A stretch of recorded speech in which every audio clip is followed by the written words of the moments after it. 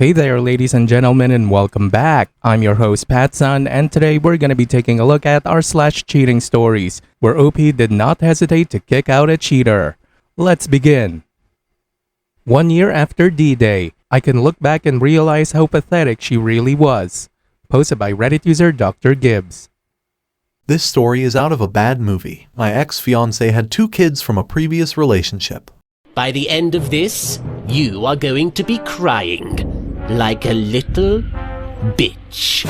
I took them in and arranged a nice flat for all of us. Her mother was very ill with cancer. The weekend she cheated, she asked me if it was okay for her to go to a party out of town with her friends. I said sure, I trusted her.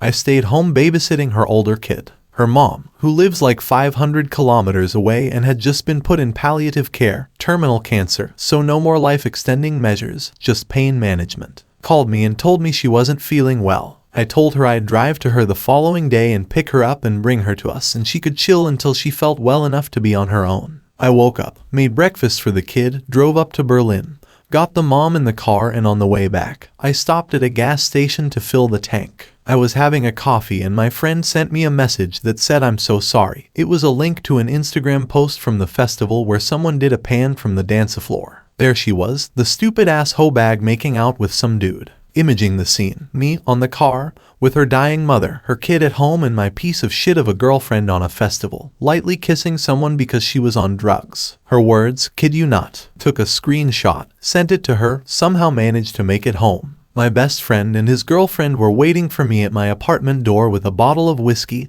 and a 6-pack. They packed my bag, got my sobbing ass on the car, and drove me to their place in a different country. Oh, is that right? Well, I sure hope somebody picks up that phone, because I f***ing called it! Haven't been to my apartment since or spoken to the cunt. Just some emails regarding logistics. She owes me a crapload of cash too. Was tough as fuck, but I managed to put myself together, and now I co-own a pretty cool side gig and will be back in the hospital doing what I love in 4 weeks. Not to mention I am on the best shape I have been in the last 15 years. Wouldn't wish that shit upon my worst enemy. And then, OP added more details in the comments. How long was your relationship? Are you done with all of her responsibilities? Kids, mom, etc. Is she begging you back? The relationship was 4 years long. I paid her rent for 3 months after I left since I didn't want to leave her hanging. She never begged back. She actually had the balls to blame her ongoing depression for her shitty actions and told me I was looking for an excuse to leave a sad, old mother of 2. It really is tragic, because as shitty as her actions are, she really isn't a bad human being. She is just a very, very broken individual. Her mother used to text me all the time and she hasn't in a while, and I checked on WhatsApp a few days ago, and she hasn't been online since April, so I am guessing the poor woman passed away as her cancer was very advanced. I don't envy my ex. She has no family and no support system other than her stupid raving friends. A bunch of idiots pushing 40 or 44 in my ex's case that think they are the coolest shit ever because they dress in hippie clothes and go to a rave to drop Molly and dance. She is gorgeous and I'm sure has no shortage of dudes, but I don't think she'll ever find anyone who would do the things I did for her and the kids. In any case, fuck her. Seriously, OP, leaving you to look after her kids and her dying mom while she's out there fucking other dudes. The insane audacity of some people never ceases to shock me. Anyways, good job on getting rid of her, man. Good luck. And now for today's second story. My girlfriend caught cheating at her friend's wedding. Posted by Reddit user ThrowRA Just Broken.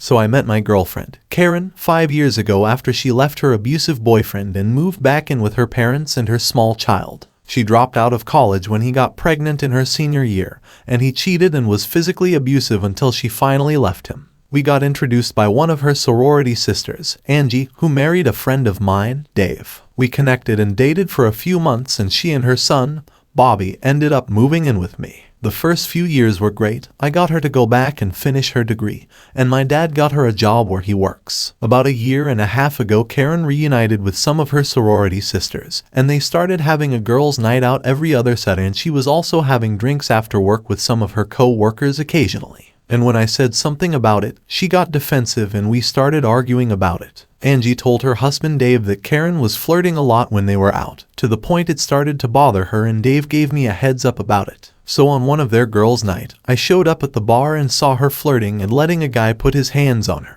I walked up and asked the guy to take his hand off my girlfriend and told Karen it was time to leave. It was an ugly drive home and we fought and she ended up sleeping on the couch. The next morning, she apologized and said had a little too much to drink and got carried away. I said that wasn't good enough and if we were going to stay together, Why are you still here? we were going to have to go to counseling together and work through this. Obviously, the girls' night out was over for a while, and we made progress and things got better. 2 months ago, I could tell she was starting to act sketchy, being over paranoid with her phone and leaving the room when she would use it. I tried to talk with her, but she was just evasive and denied anything was wrong. I feel like we've been here before. Have we been here before? I talked with Angie and Dave about my suspicions, and Angie finally said that Karen had been talking with an old boyfriend from college and they had been flirting.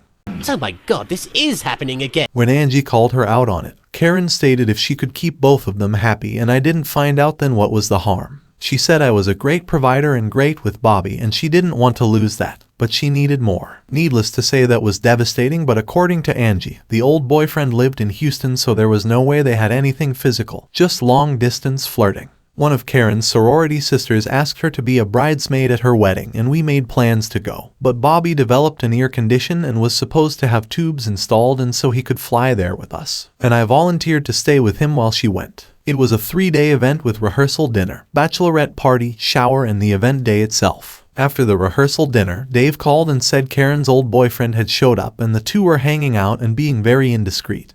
He sent me a couple of photos, including a short video of them making out at the hotel. I called Karen's father and asked if he could watch Bobby so I could drive down for the wedding, and I dropped Bobby off on the way out of town. It was a very long 6-hour drive and I finally got there late that evening. I got to her room and could hear laughing inside and I knocked on the door. After the third knock, Karen opened the door in her robe and I walked in to find a guy naked in her bed. I introduced myself and advised him he should leave quickly. I turned and saw that Karen was undressed under the robe and asked her to explain herself. She got mad and then made excuses and then accusations. I finally said enough. I told her we were through. I said I was leaving and if she decided to come back, she could get her things and get out of my life. As I walked back into the hall, there were a dozen or so people there, including Angie. We had never closed the door to the room, and as loud as we got, I'm sure we put on a pretty good show. I drove back and got home about the time the sun came up and crashed hard. The next morning, I started boxing up all her clothes, but when I came to her lingerie drawer with all the sexy stuff we had bought, I threw all that into a different box along with her party and club wear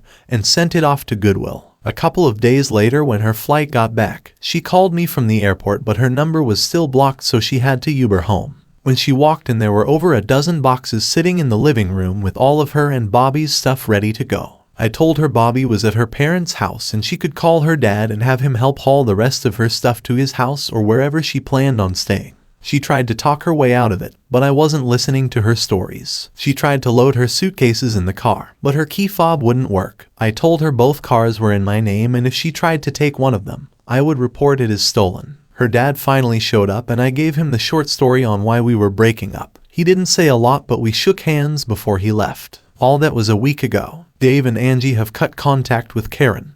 Evidently, our drama spilled over the next day at the ceremony and overshadowed the wedding. Karen reached out and we talked a couple of times, but I said there was no way back for us. Even so, she refuses to give up on us. Right now, I just have this hollow feeling inside. I eat, go to work, and come home and try to sleep. I'm not mad anymore, just numb, maybe a little sad and confused about what to do next. Sorry for the long post. Talking about it out loud is so hard and it felt good to let it all out. Edit for clarification. The guy at the wedding was not her ex, Bobby's dad, just a guy she dated in college. She was actually in a very physically abusive relationship with Bobby's dad. That included a couple of her visits. The last one, Angie, was the one that drove her to the hospital. So that was no hearsay. The cheating, I have no proof, nor does Angie, just Karen's story.